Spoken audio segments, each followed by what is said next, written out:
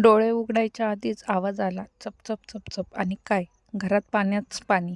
नळ चालू राहिला होता. सुरुवात जोरदार. सगळं आवरून दमलो. नंतर कानाचा टिफिन तयार केला. त्याच्यात चपाती, चिवडा आणि काजू मनुके दिले. त्याची डब्बा बॉटल आवरून शाळेत सोडायला निघाला. आज खूप रडला तो. जीव तोडून रडला. थोडं पोटात कालवा कालव झालं, पण त्याच्या डोळ्यातला निरागसपणा पाहून म्हणलं आता थांबायचं नाही.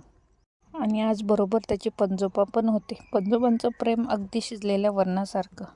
थोडं गार पण खोलवर पोचणारं. नंतर आम्ही नाश्ता करायला गेलो. तिथून नंतर बँकेत गेलो. सासऱ्यांचं थोडं काम होतं ते केलं. संध्याकाळी घरी आलो. काना त्याच्या पप्पांबरोबर फिरून आला. आणि रात्री हे उद्योग चालू होते. उद्योग करता करता असा पडला, पण तो उठून उभा राहिला. नंतर स्वतःसाठी स्वतःचा टाईम दिला. केसांना चांगलं तेल लावून घेतलं. हळदीचं दूध घेतलं आणि असा संपवला दिवस. व्हिडिओ आवडल्यास लाईक, शेअर अँड सबस्क्राईब.